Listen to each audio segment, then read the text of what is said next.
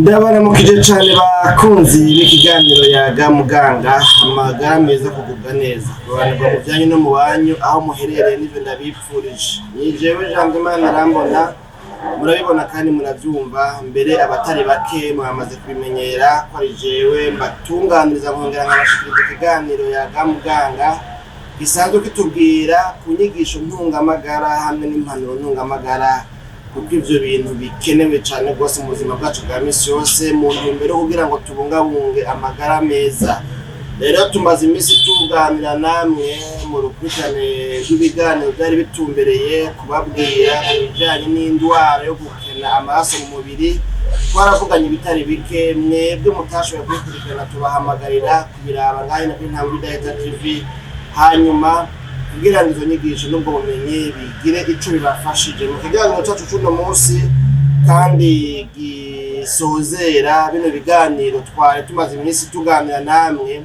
Ni ikiganiro kitubwira rero mbega none umuntu yofungura iki kugira ngo yirinde iyi ndwara yo gukena amaraso. Ni ikihe kintu cokorwa n'ibyo byokorwa kugira ngo umuntu yikingire iyi ndwara yo gukena amaraso ntahave abangamirwa nayo, ntahave ahura nayo, kugira ngo umuntu akore ibishoboka byose ashoboye, kuko hari igihe usanga ibibazo bibaye ku muntu mugabo nawe ataruhara yabigizemo yari yagerageje gukora ibishoboka byose. Rero dukurikiranye neza dusanga igitigiri nyamwinshi c'abantu bafise ikibazo c'indwara yo gukena amaraso mu mubiri, dusanga ari abantu bafise indwara yo gukena amaraso mu mubiri iri muri wa mugwi wa mbere twarabira hamwe muri ca kiganiro, aho twabonye yuko indwara yo gukena amaraso iri mu migwi itatu. Umugwi umwe twabonye ko ari anémie carentielle. Iyo anémie carentielle rero ni indwara yo gukena amaraso mugabo ituruka cyangwa se ikomoka canke iterwa no gufungura imfungurwa zitagwiriyemwo ivyongereza amaraso mu mubiri. Rero iyo niyo ndwara igwiriye cyane mu bantu benshi bakena amaraso bifatiye ku mfungurwa novuga ngo ingaburo itabereye, ingaburo itagwiriyemwo ivyongereza amaraso mu mubiri.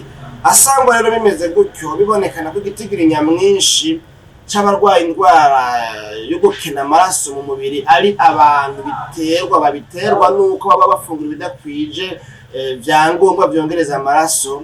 Niyo mpamvu twagomba natwe ngo tuje dushimikira kuri ico nyene, mbega umuntu yofungura iki mu bisanzwe kugira ngo umubiri w'umuntu ube ufise amaraso akwiye.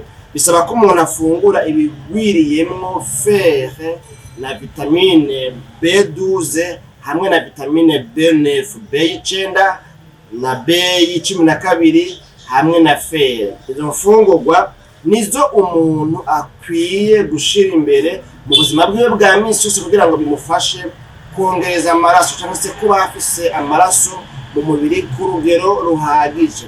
None rero umuntu yokwiyumvira ngo mbega iyo fer twoyironka mu biki, nibihe bintu tworonkamwo fer? Zimwe mu mfungurwa kandi zisanzwe ziboneka hano iwacu mu buzima bwacu bwa misi yose zibonekamo fer ni imfungurwa novuga ngo nk'amagi. Amagi arabonekanamo fer, imbogaboga, za mbogaboga novuga ngo z'ivyatsi cyangwa se imbogaboga nyene nga birumvikana, umusoma, irengarenga, amakubi, za mbogaboga nyene novuga ngo z'amababi cyangwa se z'icatsi kibisi, ziga zirabonekanamwo. Iyi fer isanzwe ifasha cane mu kijanye no guhingura cyangwa se kongereza amaraso mu mubiri. Hanyuma burya fer kandi ngo irabonekana mu ndagara, hanyuma igazi ikabonekana mbere no mu nyama itukura. Ivyo byose umuntu ashobora kubironkamwo iyi fer ikenewe kugira ngo umubiri uhingure novuga ngo amaraso akwiye mu mubiri. Hami vitamine B12 nayo bibonekana yuko ibonekana mu mata kandi ikabonekana mbere no mu magi. Ya magi twavuga ngaha haruguru ku ukeneye fer ikwiye mu mubiri, murumva yuko no kuri vitamine B12 iheza ikagaruka. Iyi vitamine B9 nayo ishobora kuboneka ngo mu nyama y'inka hamwe no mu ubushaza, bamwe bavuga ngo ubushaza abandi ngo ubwishaza, sinzi neza na neza kumbure ikirundi co kwitsitso ijambo rimwe muri ayo majambo cemera canke ko coba cemera ayo majambo yose uko ari abiri, ubwishaza, ubushaza hamwe n'inyama y'inka. Ibyo byose rero ngo umuntu ashobora kubironkamwo ibi byose tudondaguye bikenewe kugira ngo umubiri wacu uhingure amaraso akwiye. Rero bakunzi bayaga muganga, mu kurangiza twababwira yuko hamwe umuntu atacokogwa, hamwe umuntu yogira bya bimenyetso byose twadondagura, hanyuma ntihagire igikorwa mu ntumbero yo kugira ngo yongererezwe amaraso, mu ntumbero yo kugira ngo ikibazo catumye agira amaraso make gikemurwe, muri ico gihe hariho ingaruka mbi nyinshi zishobora kuba ku magara y'umuntu, harimwo n'urupfu, harimwo no gupfa.